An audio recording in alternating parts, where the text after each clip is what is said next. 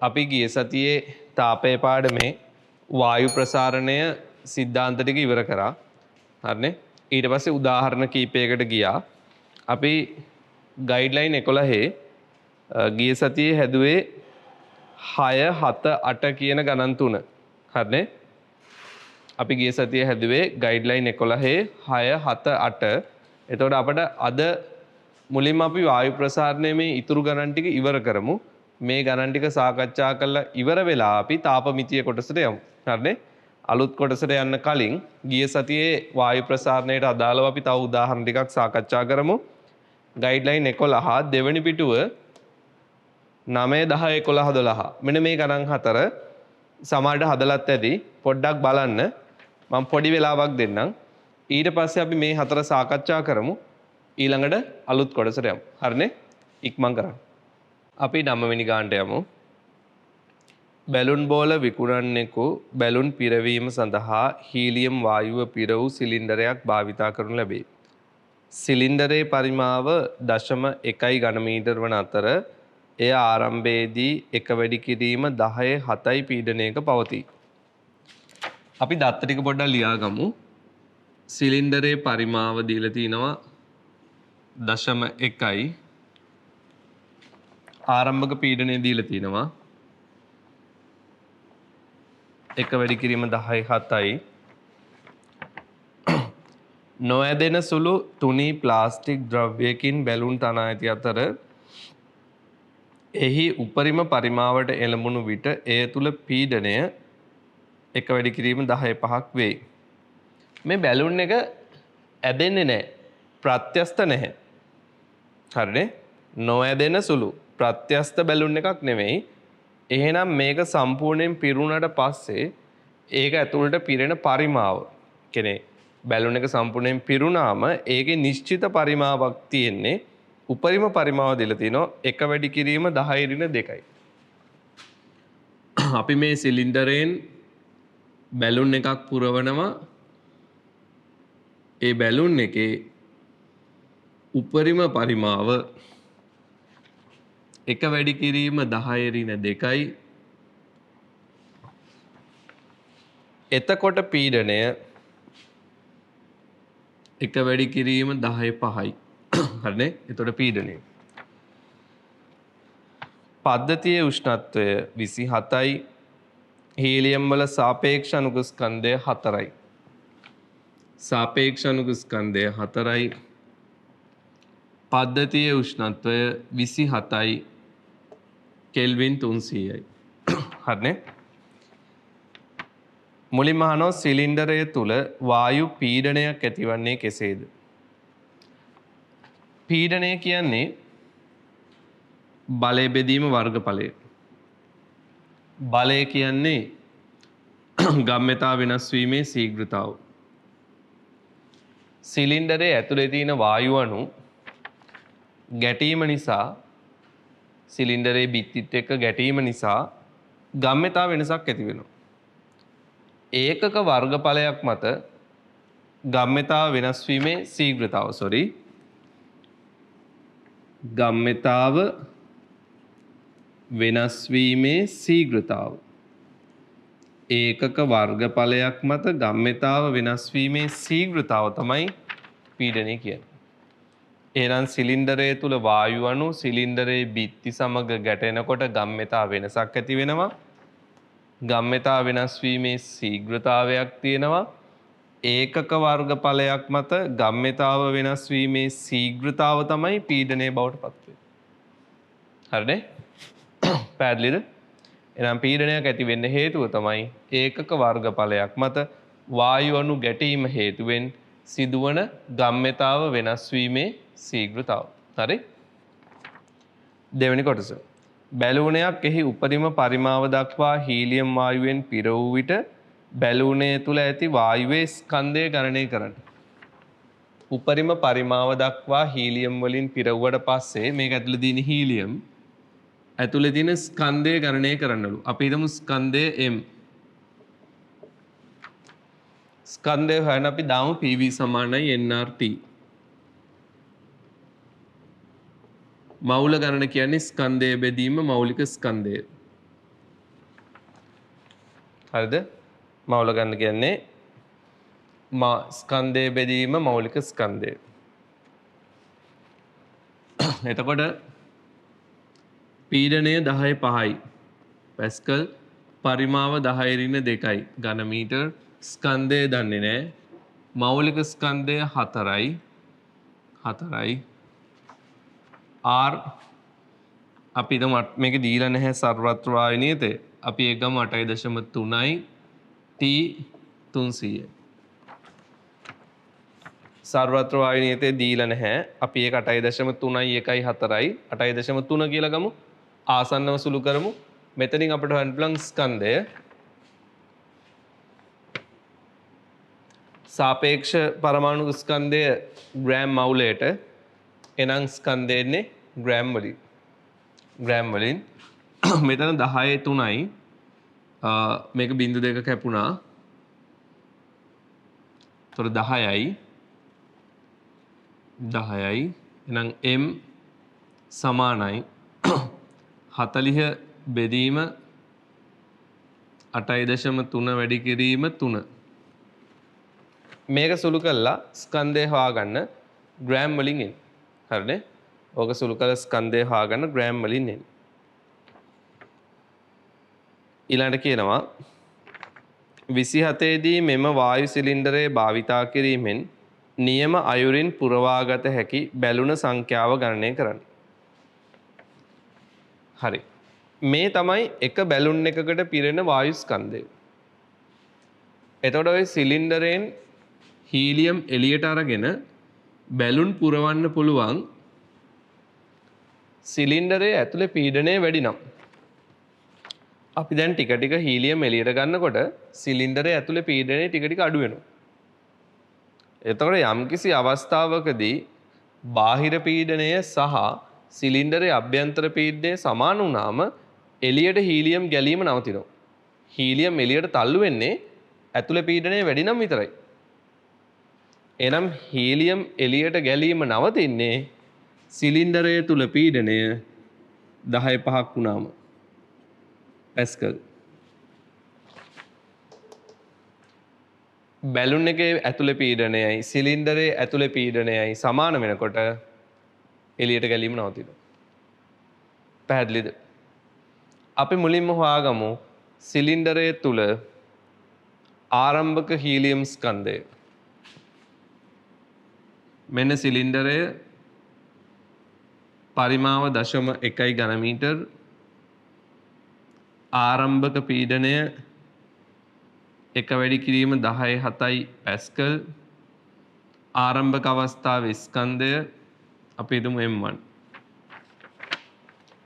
ටික ටික මේ සිලින්ඩරයෙන් බැලුම් වලට හීලියම් පුරවනකොට හීලියම් අඩු වෙනවා, පීඩනය අඩු වෙනවා. අන්තිමට හීලියම් ඉවතට ගැලීම නවතිනකොට පරිමාව ඕකමයි. සිලින්ඩරයේ පරිමාව වෙනස් වෙන්නේ නැහැ. පීඩනය 1 වැඩි කිරීම 10.5යි. සිලින්ඩරයේ ඇතුලේ පීඩනය 1 වැඩි කිරීම 10.5 වෙනකොට එළියට හීලියම් ගැලීම නවතිනවා. එතකොට ඉතුරු ස්කන්ධය අපි හිතමු M2. එහෙනම් මේ අවස්ථා දෙක අතර එළියට ගැලූ හීලියම් ස්කන්ධය ඩෙල්ටා M. එළියට ගලන ප්‍රමාණය ඩෙල්ටා M. ඩෙල්ටා M කියන්නේ M1 ඍණ M2. අපි දන්නවා PV සමානයි nRT. n කියන්නේ m බෙදීම කැපිටල් M. එහෙනම් ස්කන්ධය කියන්නේ PVM RT.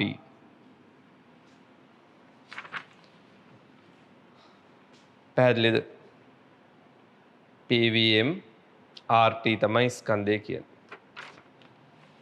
එතකොට මේ සිලින්ඩරයේ පරිමාව නියතයි. ඇතුලේ තියෙන හීලියම් මෞලික ස්කන්ධය නියතයි. R කොහොමත් නියතයි. උෂ්ණත්වයත් නියතයි. හරිනේ? වෙනස් වෙන්නේ අවස්ථා දෙකේ පීඩනය විතරයි. එහෙනම් පොදු පද ගත්තොත් VMRT නියතයි P1 ඍණ P2 තමයි වෙනස් වෙන සාධකය. පීඩනය විතරයි වෙනස් වෙන්නේ. පරිමාව සමානයි, හීලියම් මෞලික ස්කන්ධය සමානයි, උෂ්ණත්වය සමානයි. ඔන්න ඩෙල්ටා M. පීඩනයට අනුරූපව තමයි ස්කන්ධය වෙනස් වෙන්නේ. පරිමාව 0.1යි, මෞලික ස්කන්ධය 4යි, ග්‍රෑම්, R ගමු 8.3යි, උෂ්ණත්වය 300යි, P1 10.7යි, P2 10.5යි. මේකෙන් 10.5ක් පොදුයි. 10.5ක් පොදුයි. එතකොට මෙතන එක වෙනවා 4යි 10.4යි 10.5න් මම මෙතනට එකක් ගත්තා 8.3යි 300යි මෙතන එතකොට 100යි 1යි 100යි 1යි 10.5 එළියට ගත්තා. එතන මේ බිංදු දෙකත් කැපුණාම 4යි 10.2යි 99යි 8.3යි 3යි. ඔන්න ඩෙල්ටා M. හරිනේ ඔක තමයි ඩෙල්ටා M. ඉවතට ගලන හීලියම් ස්කන්ධය ඕක. Delta M. එක බැලුන් එකකට පිරෙන හීලියම් ස්කන්ධය මේක. මෙතන ඩෙල්ටා M අපට ලැබෙන්නේ ග්‍රෑම් වලින්. මොකද මං 4 ආදේශ කරේ ග්‍රෑම්. මෙතනත් 4 ග්‍රෑම්. ඒ නිසා මේකත් ග්‍රෑම්. අන්න ඩෙල්ටා M ඉවතට ගලන මුළු හීලියම් ප්‍රමාණය මෙන්න සිම්පල් M එක බැලුන් එකකට පිරෙන හීලියම් ප්‍රමාණය. එහෙනම් පුරවා ගත හැකි බැලුන් ගණන. පුරවා ගත හැකි බැලුන් ගණන කැපිටල් N නම් කැපිටල් N සමානයි ඩෙල්ටා M බෙදීම M. මුළු හීලියම් ප්‍රමාණය එක බැලුන් එකක ප්‍රමාණයෙන් බෙදන්න. එතකොට ඩෙල්ටා M එන්නේ 4යි 99යි 10.2යි බෙදීම 8.3 වැඩි කිරීම 3. ඕක ආයෙ බෙදෙනවා M වලින් 40යි බෙදීම 8.3 වැඩි කිරීම 3යි. හොඳට බාන සුළු කරනකොට 8.3 ඒ කැලේ සම්පූර්ණයෙන් කැපිලා යනවා. මේ පදේ සම්පූර්ණයෙන් කැපිලා යනවා. එතකොට උඩ තියෙන්නේ 400 වැඩි කිරීම 99. 400 වැඩි කිරීම 99 යට තියෙන්නේ 40. 40 නුත් කැපෙනවා. එතකොට ඉන්නේ 10. 99 වැඩි කිරීම 10. 990යි. හරිනේ? 99 වැඩි කිරීම 10. 990යි. 990යි. හරිද? පැහැදිලිද? පුරවාගත හැකි බැලුන් ගණන එන්නේ 990යි. ඊළඟ 4 වෙනි කොටස. දැන් මෙවැනි වායු පිරි බැලුනයක් සෙල්සියස් 7 පවතින වායු ගෝලයට නිරාවරණය කරනු ලැබේ. බැලුනේ නව පරිමාව ගණනය කරන්න පීඩනය 10.5 පවතින බව සලකන්න. මෙන්න අපි ළඟ තියෙන බැලුන් එක පරිමාව පීඩනය උෂ්ණත්වය. අපි මේ බැලුන් එක අරන් යනවා සෙල්සියස් 7 වායු ගෝලයට පීඩනය වෙනස් වෙන්නේ නැහැ. හරිද? පීඩනය වෙනස් වෙන්නේ නැහැ. ඉතින් එහෙනම් ගාන එහෙම ලොකුවට හිතන් දෙයක්වත් නැහැ නේද? බැලුන් එක ඇතුලේ තියෙන හීලියම් ස්කන්ධය වෙනස් වෙන්නේ නැත්නම් පීඩනය වෙනස් වෙන්නේ නැතිනම් උෂ්ණත්වය විතරයි නම් වෙනස් වෙන්නේ පරිමාව කීයද කියලා අහුවාම චාල්ස් නියමය දාන්න පුළුවන් නේද? ස්කන්ධය හා පීඩනය නියත බැවින් V1 බෙදීම T1 සමානයි V2 බෙදීම T2. ආරම්භක පරිමාව 10 ඍණ 2යි ආරම්භක උෂ්ණත්වය කෙල්වින් 300යි අවසන් පරිමාව දන්නේ නැහැ උෂ්ණත්වය සෙල්සියස් 7යි සෙල්සියස් 7යි කියන්නේ කෙල්වින් 280යි 280යි මේක සුළු කළා V2 හොයන්න පුළුවන් හරිනේ මේක සුළු කළා අපිට V2 හොයන්න පුළුවන් ඒතර V2 වෙන්නේ 28 බෙදීම 30යි ඕනනම් අපි ගමු 14 බෙදීම 15 වැඩි කිරීම 10 ඍණ 2යි සුළු කරන්න ඕන පාඩ සුළු කරගන්න පුළුවන් ස්කන්ධයයි පීඩනයයි නියත නිසා අපට චාල්ස් නියමය දාන්න පුළුවන් අන්තිම කොටසට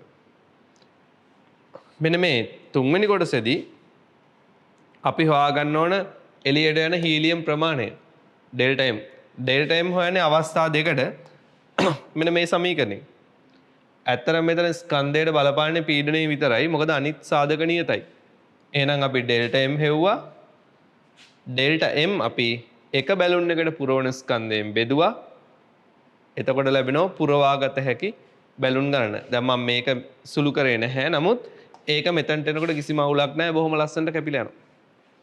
හරිනේ? ඒ හැදුවේ 9 වෙනි ගාන. right? දැන් බලන්න 10 වෙනි ගාන. මේකේ මොන හරි අවශ්‍ය දෙයක් තියෙනවා නම් ලියා ගන්න. ඊට පස්සේ 10 11 12 ඉක්මන් කරමු.